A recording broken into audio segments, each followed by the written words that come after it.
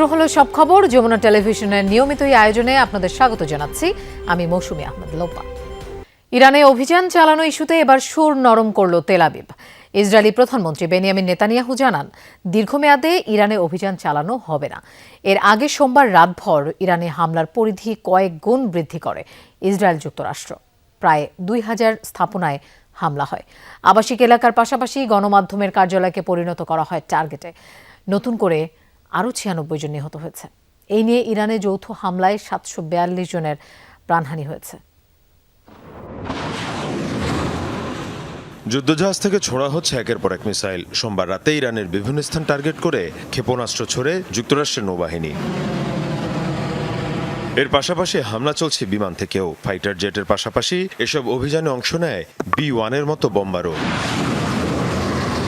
মূলত ইরানের সামরিক স্থাপনা এবং অবস্থানগুলোকে টার্গেট করা হয়। এতে বেশ কিছু বিমান বিধ্বংসী মিসাইল সাইট ধ্বংস করা হয়। এর পাশাপাশি মিসাইল এবং সমরাস্ত্রবাহী ট্রাককে লক্ষ্যে পরিণত করে ইসরায়েলি বিমান বাহিনী। এছাড়া অভিযানে টার্গেট করা হয় ইরানের গুরুত্বপূর্ণ বিভিন্ন স্থাপনা। এর মধ্যে অন্যতম রাষ্ট্রীয় গণমাধ্যম IRIBর কমপ্লেক্স। এর পাশাপাশি অত্যন্ত গুরুত্বপূর্ণ রাজনৈতিক প্রতিষ্ঠান এক্সপেডিয়েন্সি কাউন্সিলের ভবনও চলে হামলা। এছাড়াও কারাজ এবং কোম শহরেও ইসরায়েল এবং যুক্তরাষ্ট্রের যৌথ তাণ্ডব চলে। সব মিলিয়ে নতুন করে প্রায় 2000 স্থাপনায় হামলা করা হয়। এ অবস্থায় হঠাৎই ইরান অভিযান ইস্যুতে সুর নরম করছেন ইসরায়েলি প্রধানমন্ত্রী বেনিয়ামিন নেতানিয়াহু। দীর্ঘমেয়াদে ইরানে অভিযান পরিচালনা করা হবে না বলে জানান তিনি। এর পাশাপাশি ইরানের সরকার পরিবর্তনের বিষয়টি দেশটির জনগণের উপর নির্ভর করছে বলেও জানান। অনেকেই বলছেন আমরা অন্তহীন যুদ্ধের দিকে যাচ্ছি, কিন্তু না, আমরা দীর্ঘমেয়াদী যুদ্ধের দিকে যাব না। ইরানে ক্ষমতার পরিবর্তন হবে কিনা তা নির্ভর করছে দেশটির জনগণের উপর। আমরা বড়জোর তাদের জন্য সুযোগ সৃষ্টি করতে চাই। এদিকে ইরানের পাশাপাশি লেবাননেও চলছে ইসরায়েলি অভিযান। বৈরুতে হিজবুল্লাহর অবস্থান লক্ষ্য করে চলে তুমুল হামলা। এতে বহু হতাহত হয়েছে। Mir Mushfika Hasan, Jamuna news. Operation roaring লায়নের আওতায় লেবাননের বিভিন্ন স্থানে স্থল বাহিনীর মোতায়েন করেছে ইসরায়েল। মঙ্গলবার এক বিবৃতিতে এই তথ্য জানায় IDF। জানানো হয়, লেবাননের দক্ষিণাঞ্চলের সীমান্ত এলাকায় শক্ত অবস্থান নিয়েছে ইসরায়েলি সেনারা।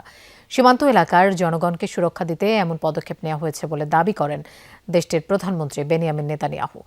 ইসরায়েলের রকেট হামলা চালানোয় হিজবুল্লাহকে কঠোর মূল্য দিতে হবে বলেও হুঁশিয়ারি দেওয়া হয়। তবে পরিস্থিতি খুব বেশি খারাপ না হলে সেনা অভিযান দীর্ঘায়িত করবে না IDF। যুক্তরাষ্ট্র ইসরায়েলে অবিরত যৌথ হামলার পরও কোনোভাবেই দমানো যাচ্ছে না ইরানকে। চতুর্থ দিনেও মধ্যপ্রাচ্য জুড়ে মার্কিন ও ইসরায়েলি স্থাপনায় মুহুর্মুহু হামলা চালিয়ে যাচ্ছে তেহরান। রীতিমতো নাস্তানাবুদ অঞ্চলটির মার্কিন মিত্ররা। ইরানি হামলায় ক্ষতিগ্রস্ত রিয়াদের মার্কিন দূতাবাস। বন্ধ ঘোষণা করা হয়েছে সকল কনসুলার সেবা। এছাড়া বাহরাইন, কুয়েত, দুবাই ও কাতারে মার্কিন সেনাদের লক্ষ্য করে 1/2 শতাধিক ড্রোন মিসাইল হামলা চালিয়েছে IRGC।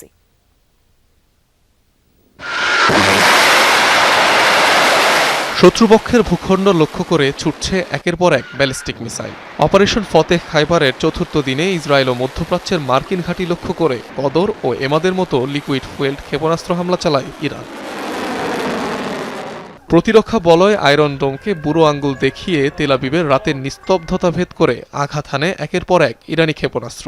রাজধানী ছাড়াও বন্দরনগরী হাইফা ও জেরুজালেমের কিছু অংশে লক্ষ্যভেদ করে ক্ষেপণাস্ত্রগুলো। মঙ্গলবার ভোরে সৌদির রাজধানী রিয়াদের মার্কিন দূতাবাসে ড্রোন হামলা চালায় IRGC। দুটি ইরানি ড্রোন আঘাত হানে ভবনে। এতে একটি অংশে আগুন লেগে যায়। ভবনের কিছু অংশে সামান্য ক্ষয়ক্ষতি হয়। আগেই ভবনটি খালি করে ফেলায় হতাহতের কোনো ঘটনা ঘটেনি। এছাড়াও রিয়াদের কূটনৈতিক এলাকায় আরও দুটি বিস্ফোরণের আওয়াজ পাওয়া যায়। এছাড়াও উপসাগরীয় দেশগুলোয় মার্কিন ঘাঁটিসহ বিভিন্ন স্থাপনায় জোরালো হামলা অব্যাহত রেখেছে ইরান। শুধু বাহরাইনের শেখ ইসা মার্কিন বিমান ঘাঁটিতে 20টি ড্রোন ও 3টি মিসাইল ছুড়েছে IRGC। মেইন কমান্ড ও হেডকোয়ার্টার ভবন ধ্বংসের দাবি করা হয় এতে। এদিকে কাতার, কুয়েত ও সংযুক্ত আরব আমিরাতেও নতুন করে ইরানের ড্রোন ও মিসাইল হামলার খবর পাওয়া গেছে। মঙ্গলবার সকালে একাধিক বিস্ফোরণ হয়েছে কাতারের রাজধানী দোহায়। দুবাইয়ে মার্কিন সেনাদের লক্ষ্য করে হামলার কথা জানিয়েছে ইরানের রেভলিউশনারি গার্ড। কুয়েতের আরিফিজান ঘাঁটিতে ছোড়া হয়েছে 10টি ড্রোন। অনিক রহমান, যমুনা নিউজ। যুদ্ধের মধ্যেই 4.3 মাত্রার ভূমিকম্পে কেঁপে উঠল ইরান। মঙ্গলবার স্থানীয় সময় সকাল 10:30 নাগাদ দেশটির দক্ষিণাঞ্চলীয় শহর জিরাশে এই ভূকম্পন অনুভূত হয়। এটির উৎপত্তিস্থল মাটি থেকে কমপক্ষে 10 কিলোমিটার গভীরে। এসব তথ্য নিশ্চিত করেছে মার্কিন ভূতাত্ত্বিক জরিপ সংস্থা USGS। এখনও কোনো ব্যক্তির হতাহতের খবর পাওয়া যায়নি। বিশেষজ্ঞরা বলছেন, ভূমিকম্প প্রবণ এলাকা হওয়ায় প্রায়ই এমন দুর্যোগ ঘটে থাকে অঞ্চলটিতে।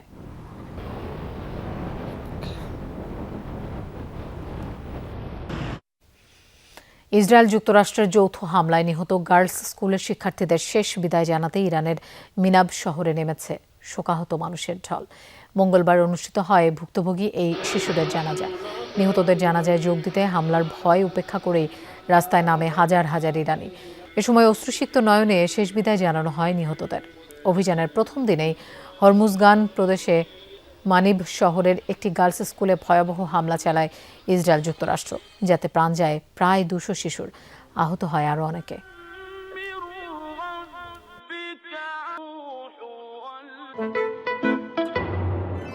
মুখে তো হাসি ফুটবেই, কারণ এটা পুষ্টি আটার সুস্বাদু রুটি, তাই এর সাথে যাই খাবেন অসাধারণ টেস্ট পাবেন। ভিসার মেয়াদ 1 মাস বাড়ালো কাতার। এন্ট্রি বা প্রবেশ ভিসার উপর এই নীতি কার্যকর হবে বলে জানায় দোহা। বিবৃতিতে বলা হয়, যাদের কাতারে এন্ট্রি ভিসার মেয়াদ শেষ হয়েছে কিংবা শেষ হওয়ার পথে তাদের জন্য এই নীতি কার্যকর হবে। বর্ধিত মেয়াদ 28 ফেব্রুয়ারি থেকে ধরা হবে বলে জানিয়েছে কর্তৃপক্ষ। স্বয়ংক্রিয়ভাবে এই নিয়ম কার্যকর হবে, অর্থাৎ সম্পূর্ণ ইলেকট্রনিক পদ্ধতিতে এটি প্রক্রিয়াকৃত হবে। এর জন্য কোনো ফি দিতে হবে না বলেও জানানো হয়। ইরানের সাথে ইসরায়েল যুক্তরাষ্ট্রের যুদ্ধকে কেন্দ্র করে যখন উত্তপ্ত পুরো মধ্যপ্রাচ্য, তখন ভিসার মেয়াদ বাড়ানোর এই সিদ্ধান্ত নিল দোহা।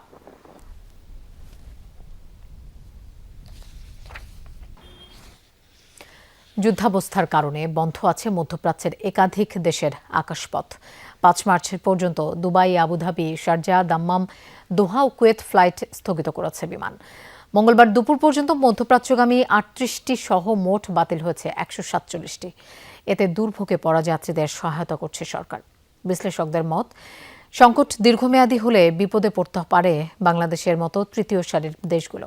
মোকাবেলায় এখনই জোর প্রস্তুতি দরকার সরকারের। যুক্তরাষ্ট্র ও ইসরায়েলের অব্যাহত হামলার জবাবে পাল্টা জবাব দিচ্ছে ইরান। এতে ক্ষতিগ্রস্ত হচ্ছে বিভিন্ন দেশে থাকা মার্কিন ঘাঁটিগুলো। শঙ্কা দেখা দিয়েছে মধ্যপ্রাচ্য সংকট ঘনীভূত হওয়ার। গত দুদিনের সংঘাতে মধ্যপ্রাচ্যের বিভিন্ন দেশে 2 জন বাংলাদেশি নিহত ও 7 জন আহত হয়েছে, যা নিশ্চিত করেছে পররাষ্ট্র মন্ত্রণালয়। মধ্যপ্রাচ্যে বাংলাদেশি নাগরিকদের নিরাপত্তা সহ সার্বিক পরিস্থিতি নিয়ে সোমবার আন্তঃমন্ত্রণালয় বৈঠক হয়েছে, যেখানে সম্ভাব্য সব পদক্ষেপ নিয়ে আলোচনা হয়। এমনকি রাতে পররাষ্ট্রমন্ত্রী 2 দফায় কথা বলেছেন গালফভুক্ত দেশগুলোর পররাষ্ট্রমন্ত্রীদের সঙ্গে। সোমবার পররাষ্ট্রমন্ত্রী ও প্রতিমন্ত্রী জানান, মধ্যপ্রাচ্যের চলমান পরিস্থিতির কারণে স্বল্প, মধ্য ও দীর্ঘমেয়াদী প্রস্তুতি নিয়েছে সরকার। পরিস্থিতি স্বাভাবিক হলে দ্রুততম সময়ে মধ্যপ্রাচ্যে গমনোচ্ছুদের যাত্রার ব্যবস্থা করা হবে। এছাড়া নিহতদের মরদেহ আনার ব্যবস্থাও করছে সরকার। মরদেহ যাতে স্বাভাবিকভাবে আসতে পারে দেশে, সেটার সব রকম ব্যবস্থা আমরা করছি। এদিকে মধ্যপ্রাচ্য সংকটের কারণে আটকে পড়া প্রবাসীদের সহায়তায় কাজ করছে সরকার। প্রবাসী কল্যাণ ও বৈদেশিক কর্মসংস্থান মন্ত্রণালয় এখন পর্যন্ত 89 জনের আবাসন ব্যবস্থা করেছে। এছাড়া আরও 1046 জনের আবাসনের ব্যবস্থা করেছে বেসামরিক বিমান পরিবহন মন্ত্রণালয়। বিশ্লেষকদের মতে, মধ্যপ্রাচ্য সংকটের বড় প্রভাব পড়বে প্রবাসীদের পাঠানো রেমিটেন্স প্রবাহে। এমনকি সংকট বাড়তে পারে দেশের জ্বালানি খাতেও। তাই তাগিদ এখনই ব্যবস্থা নেয়ার। ভবিষ্যতে বাংলাদেশের এই ধরনের সিচুয়েশনে অন্ততপক্ষে বাংলাদেশের সংবিধান অনুযায়ী যদি স্টেটমেন্টগুলি প্রণয়ন করা হয়, সেটা বাংলাদেশের সব দিক থেকে স্বার্থকে রক্ষা করবে। কারণ ভূকৌশল বা ভূ রাজনৈতিক যে পরিবর্তনগুলি হয়, সেগুলি কখনো স্ট্যাটিক থাকে না, বারবার পরিবর্তিত হতে থাকে। সুতরাং আজকে যিনি আপনার বন্ধু, কালকে আপনার বন্ধু তিনি নাও থাকতে পারেন। সুতরাং সেইভাবে চিন্তা করে ভবিষ্যতের স্টেটমেন্টগুলি রেডি করা দরকার হবে। বাংলাদেশ তার জন্মলগ্ন থেকেই রুল বেসড ইন্টারন্যাশনাল অর্ডারের উপরে গুরুত্ব আরোপ করেছে এবং এই রুল বেসড ইন্টারন্যাশনাল অর্ডারের উপর গুরুত্ব আরোপ করা অব্যাহত থাকা উচিত। সো বাংলাদেশ এই international order, rule based international order যদি না হয়, শুধু বাংলাদেশ নয়, সমস্ত পৃথিবী একটা হুমকির ভেতরে যাবে। এদিকে সংকট ঘনীভূত হলে বৈশ্বিক তো বটেই, অর্থনৈতিক সংকট বৃদ্ধি পাবে বাংলাদেশের মতো দেশগুলোতেও। আহমেদ রেজা, যমুনা নিউজ, ঢাকা। রাতে দিল্লি থেকে ঢাকা আসছেন দক্ষিণ এশিয়া বিষয়ক মার্কিন সহকারী পররাষ্ট্রমন্ত্রী পল কাপুর। 3 দিনের সফরে মূলত চীনের সাথে ঘনিষ্ঠতা কমিয়ে ঢাকা ওয়াশিংটন বাণিজ্য সম্পর্ক আরও বাড়ানোর বার্তা দিতে পারেন তিনি। বিশ্লেষকরা বলছেন, ঢাকার কাছে অস্ত্র বিক্রির জন্য বহুল আলোচিত জিসোমিয়া ও আকসা নিয়েও কথা হতে পারে এই সফরে। পাশাপাশি চীনকে চাপে ফেলতে ঢাকা দিল্লি সম্পর্ক জোরদারের বার্তাও দিতে পারেন ট্রাম্প প্রশাসনের এই প্রভাবশালী কূটনীতিক। পল কাপুর যুক্তরাষ্ট্রের বহুল আলোচিত দক্ষিণ এশিয়া বিষয়ক সহকারী পররাষ্ট্রমন্ত্রী ডোনাল্ড নুর উত্তরসূরি। দিল্লি হয়ে আজ রাতে ঢাকায় আসছেন তিনি। 3 দিনের সফরে পররাষ্ট্রমন্ত্রী ডক্টর খলিলুর রহমান, বিদ্যুৎ ও জ্বালানি মন্ত্রী ইকবাল হাসান মাহমুদ, বাণিজ্যমন্ত্রী খন্দকার আব্দুল মুক্তাদির এবং প্রধানমন্ত্রীর পররাষ্ট্র উপদেষ্টা হুমায়ুন কবিরের সাথে বৈঠক করবেন তিনি। পরিদর্শন করবেন জুলাই স্মৃতি জাদুঘর, যোগ দিবেন আমেরিকা বাংলাদেশ চেম্বারের ইফতারে। প্রধানমন্ত্রী তারেক রহমান সরকার গঠনের 2 সপ্তাহের মধ্যে ডোনাল্ড ট্রাম্প প্রশাসনের এই কর্তা ব্যক্তির সফর কি বার্তা দিচ্ছে? নতুন সরকারের সাথে যুক্তরাষ্ট্র কাজ করতে চাচ্ছে, এটা আবার হয়তো এটাও সিগনিফাই করে যে নতুন সরকারের কাছ থেকে যুক্তরাষ্ট্রের বেশ চাওয়া পাওয়ার বিষয়ও আছে। বাংলাদেশে নতুন সরকার, তাদের প্রায়োরিটিস, মার্কিন যুক্তরাষ্ট্রের প্রায়োরিটিস, এগুলো নিয়ে একটু আলাপ আলোচনা করে নিজেকে পরিচিত করা, নিজেকে একটু এডুকেট করা, এটা একটা বিষয়। প্রধানমন্ত্রী তারেক রহমানকে লেখা প্রেসিডেন্ট ডোনাল্ড ট্রাম্পের অভিনন্দন বার্তায়ও স্পষ্ট ছিল ইন্দো প্যাসিফিক অঞ্চলে দেশটির ব্যবসা বাণিজ্য সুরক্ষার বিষয়টি। মূলত ওয়াশিংটনের সেই অগ্রাধিকার নিয়েই আলাপ হতে পারে পল কাপুরের সফরে। চায়না এবং আমেরিকার সম্পর্ক কিভাবে ব্যালেন্স করবে, এটা অত্যন্ত ঠান্ডা মাথায়, অত্যন্ত বিচক্ষণতার সাথে ঠিক করতে হবে। কারণ এখন দেখা যাচ্ছে যে এই বিষয়গুলো আর এখন ইগনোর করছে না কোনো পক্ষ, বিশেষ করে আমেরিকানরা। তারা যে দেশগুলোকে প্রতিদ্বন্দ্বী মনে করে, তাদের সাথে ইন্টারঅ্যাকশন অন্য দেশগুলো কতটুকু করতে পারবে, এটা কিন্তু এখন অত্যন্ত একটা জটিল পর্যায়ে চলে যাচ্ছে। চীনকে তারা ঠেকাতে চায়, তো সেখানে চীনের কাছ থেকে বাংলাদেশকে দূরে কিভাবে রাখা যায়, এটা একটা তাদের প্রায়োরিটি হবে। রেসিপ্রোকাল ট্যারিফ এগ্রিমেন্ট, সেটা সামনে এগিয়ে নিয়ে যাওয়ার জন্য বাংলাদেশ কি করতে পারে, মার্কিন যুক্তরাষ্ট্র কি করতে পারে, এটা নিয়ে আমার ধারণা একটু বিস্তারিত আলোচনা তারা করতে চাইবে। অনেকদিন ধরে তো মার্কিন যুক্তরাষ্ট্র অস্ত্র বিক্রি করতে চায় এবং তার জন্য জিসোমিয়া, আকসা, এগুলো নিয়ে অনেক দিন ধরে বাংলাদেশ বা মার্কিন যুক্তরাষ্ট্রের মধ্যে দেন দরবার হচ্ছে, কাজ হচ্ছে না। এবার আমার ধারণা তারা সেটা চাইবে। বিশ্লেষকরা বলছেন, এই অঞ্চলে ভারত এখনও যুক্তরাষ্ট্রের কৌশলগত অংশীদার। তাই চীনের প্রভাব কমাতে বাংলাদেশ ভারত সম্পর্ক স্বাভাবিক করার বার্তাও দিতে পারেন মার্কিন সহকারী পররাষ্ট্রমন্ত্রী। আমার কৌশলগতভাবে মনে হয় তারা চেষ্টা করবে বাংলাদেশকে ভারতের যত কাছাকাছি রাখতে পারে, তাহলে চীনের কাছ থেকে বাংলাদেশকে দূরে রাখা সম্ভব হবে। একটা ক্লিন আওয়ামী লীগ, তাদেরকে রাজনীতি করতে দেওয়া, সেই বিষয়ে হয়তো দিল্লির আগ্রহ থাকতেই পারে এবং দিল্লির মাধ্যমে হয়তো যুক্তরাষ্ট্র তারাও কিছু আইডিয়া এই বিষয়ে নিজেরা ক্যারি করতে পারে। তারা হয়তো সেই কিছু মেসেজ বা রিকোয়েস্ট সেটা বাংলাদেশ সরকারকে দেওয়াটা খুব অস্বাভাবিক আমি মনে করব না। 3 দিনের সফর শেষে বৃহস্পতিবার ঢাকা ছাড়বেন মার্কিন এই নীতি নির্ধারক। কিভাবে তাদের সাথে কাজ করতে পারে, সেই জায়গাটাই বাংলাদেশের জন্য চ্যালেঞ্জ হবে। মাহফুজ মিশু, যমুনা নিউজ, ঢাকা। যুক্তরাজ্য ও বাংলাদেশের মধ্যে অংশীদারিত্ব আরও জোরদারের প্রত্যয় ব্যক্ত করা হয়েছে সকালে পররাষ্ট্রমন্ত্রী ডক্টর খলিলুর রহমানের সাথে সৌজন্য সাক্ষাৎ শেষে। এমনটাই জানিয়েছেন ব্রিটিশ হাইকমিশনার সারা কুক। বৈঠকে দ্বিপাক্ষিক সম্পর্কের শক্তি ও গভীরতা পুনর্ব্যক্ত করেন রাষ্ট্রদূত এবং বিভিন্ন ক্ষেত্রে সহযোগিতা সম্প্রসারণে সম্মত হন উভয়ই। এছাড়া অর্থনৈতিক প্রবৃদ্ধি, অভিবাসন, নিরাপত্তা, জলবায়ু পরিবর্তন এবং ইন্দো প্যাসিফিক অঞ্চলে সহযোগিতা সহ যৌথ অগ্রাধিকার ভিত্তিক বিষয়গুলো নিয়ে বিস্তারিত আলোচনা হয় বৈঠকে। স্বার্থ সংশ্লিষ্ট খাতে সমন্বয় বাড়ানোর উপর গুরুত্ব আরোপ করেন সারা কুক ও পররাষ্ট্রমন্ত্রী।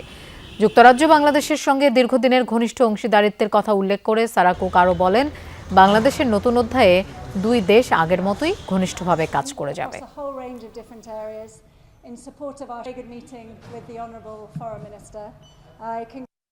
We had a very good discussion আজকের ফলপ্রসূ বৈঠকে যুক্তরাজ্য ও বাংলাদেশের অংশীদারিত্বের শক্তি পুনর্ব্যক্ত হয়েছে। রাজনৈতিক প্রবৃদ্ধি, অভিবাসন, নিরাপত্তা, জলবায়ু পরিবর্তন ও ইন্দো প্যাসিফিক সহযোগিতা সহ যৌথ অগ্রাধিকারগুলোতে সহযোগিতা বাড়ানোর বিষয়ে আলোচনা করেছি আমরা। আমি মনে করি দেশের নতুন অধ্যায়ে দুই দেশই ঘনিষ্ঠভাবে কাজ চালিয়ে যেতে আগ্রহী। ত্রয়োদশ জাতীয় সংসদের প্রথম অধিবেশনে শুরুর বাকি 9 দিন। তার আগেই জুলাই সনদ বাস্তবায়ন আদেশ ও গণভোটের অধ্যাদেশ কেন বৈধতা জানতে চেয়ে রুল জারি করেছেন হাইকোর্ট। রিটকারী আইনজীবীরা বলছেন, জুলাই সনদ সংসদকে বেঁধে দিয়েছে, এটি যাচাই বাছাই করার এখতিয়ার আদালতের রয়েছে। রিটের বিপক্ষের আইনজীবীরা বলেন, জুলাই সনদ বেআইনি হলে অন্তর্বর্তী সরকারের সকল কার্যক্রম এমনকি ত্রয়োদশ সংসদ নির্বাচন নিয়েও ভবিষ্যতে প্রশ্ন উঠবে। জুলাই অভ্যুত্থানের পর অন্তর্বর্তী সরকার ক্ষমতা নিলে পতিত আওয়ামী লীগ ছাড়া বাকি রাজনৈতিক দলগুলোকে নিয়ে জাতীয় ঐকমত্য কমিশনের দীর্ঘ আলোচনায় প্রস্তুত হয় জুলাই জাতীয় সনদ। এই চার্টারে স্বাক্ষর করে বিএনপি, জামায়াত, এনসিপি সহ রাজনৈতিক দলগুলো। সনদ বাস্তবায়নে গত 12 ফেব্রুয়ারি আয়োজিত গণভোটের জয় হয় হ্যাঁ ভোটের। বিএনপি সরকার ক্ষমতায় আসার পরপরই সংবিধানের সাথে সাংঘর্ষিক দাবি করে জুলাই সনদ বাস্তবায়ন আদেশ ও গণভোটের অধ্যাদেশ বাতিল চেয়ে দুটি রিট হয় উচ্চ আদালতে। মঙ্গলবার রিট শুনানি শেষে জুলাই সনদ বাস্তবায়ন আদেশ ও গণভোট অধ্যাদেশ কেন অসাংবিধানিক ও অবৈধ হবে না জানতে চেয়ে রুল জারি করেন হাইকোর্ট। রিটকারীদের দাবি, সনদ বাস্তবায়ন হলে স্বতঃস্ফূর্তভাবে কাজ করতে পারবে না নতুন সরকার।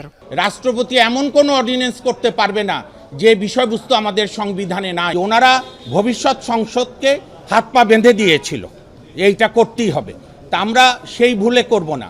রিটের বিপক্ষে শুনানিতে শিশির মনির বলেন, ছাত্র জনতার ম্যান্ডেট ও রাজনৈতিক দলগুলোর সাথে আলাপ আলোচনা করেই জুলাই সনদ তৈরি ও গণভোটের আয়োজন করা হয়েছে।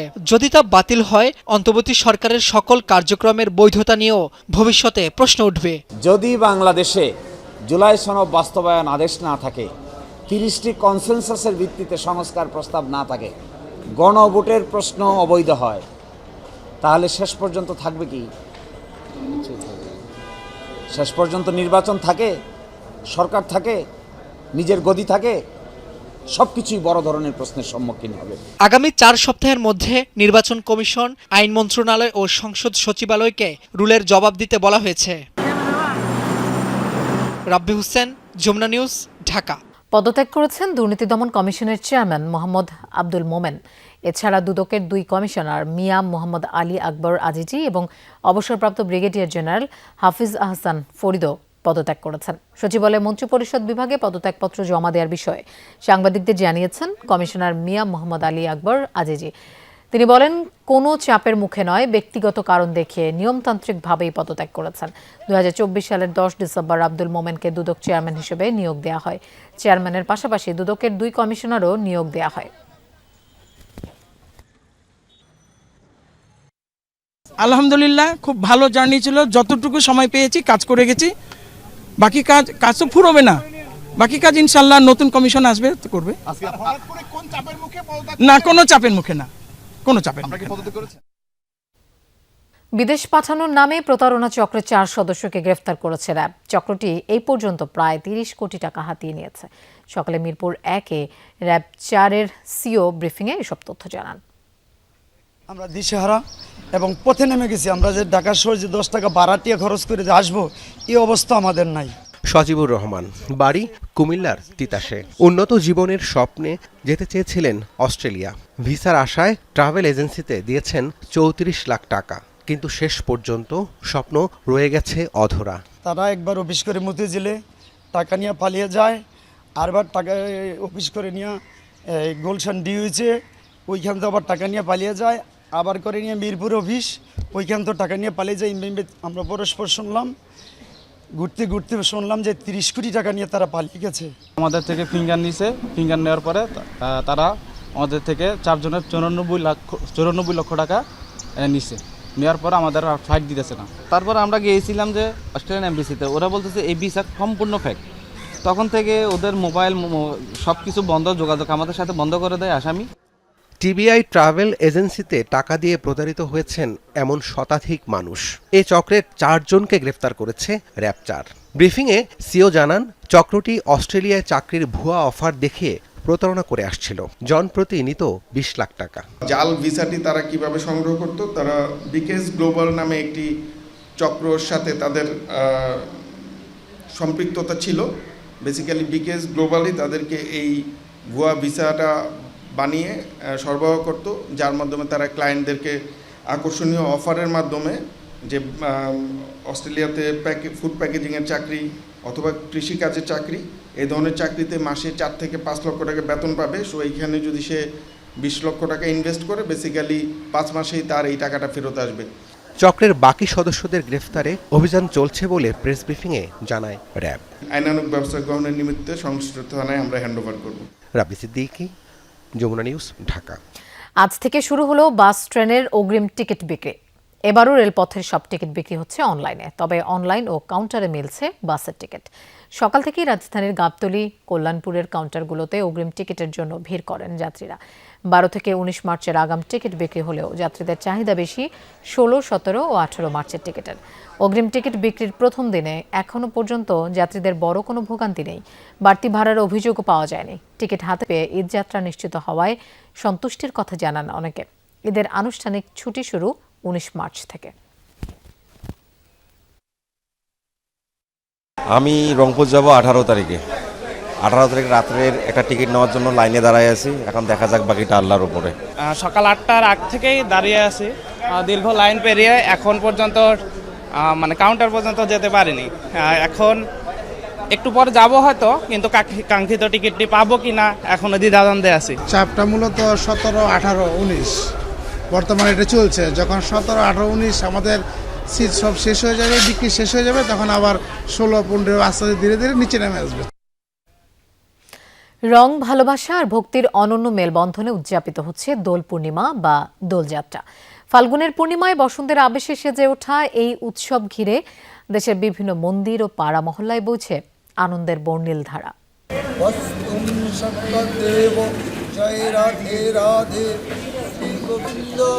হিন্দু পুরাণ অনুযায়ী অত্যাচারী রাজা তার পুত্রকে বিষ্ণুর ভক্তি থেকে ফেরাতে না পেরে হত্যা করতে চান। নানা চেষ্টায় ব্যর্থ হয়ে বোনকে দিয়ে আগুনে পুড়িয়ে মারার পরিকল্পনা করেন। তবে ভক্তির শক্তিতে রক্ষা পান প্রহ্লাদ, আর আগুনে পুড়ে ধ্বংস হয় হোলিকা। এই ঘটনায় অশুভ শক্তির বিনাশ ও শুভ শক্তির বিজয়ের প্রতীক হয়ে উঠে আসে দোল উৎসবে। এই আবিরকে আজকে আমরা এই শুভ দিনে ভগবান রাধা, মাধব, গোবিন্দ, গোপালকে তার চরণে অর্পণ করে সকলের রোগ ব্যাধি মুক্তময় সুস্থময় জীবন ফিরে আসুক, সবার জীবন সুস্থময় হোক, এই প্রার্থনাই আবিরের মাধ্যমে গোবিন্দের চরণ। অন্যদিকে পুরাণে বর্ণিত আছে ফাল্গুনী পূর্ণিমায় আবির খেলায় মেতে উঠতেন রাধা ও কৃষ্ণ। সেই ঐতিহ্য থেকেই আজও দোলের রঙে রাঙিয়ে তোলা হয় চারপাশ। সকালে মন্দিরে মন্দিরে অনুষ্ঠিত হয় দোল পূজা। ভক্তরা রাধাকৃষ্ণের আরাধনা শেষে একে অপরকে আবির মেখে শুভেচ্ছা বিনিময় করেন। ভজন ও কীর্তনের সুরে মুখর হয়ে ওঠে পুরো পরিবেশ। আজকে পূজা দেব মন্দিরে, রাধা বাবুদেবের চরণে আবির দিব, নিজেরা দোল খেলবো। বছরে একটা উৎসব হয়, আমাদের এটা খুব ভালো দিন, আনন্দের দিন। গৌরাঙ্গ মহাপ্রভুর চরণে আবির বাতাসা দিয়ে অর্পণ করে তাকে স্মরণ করছি, খুব ভালো লাগছে আমার।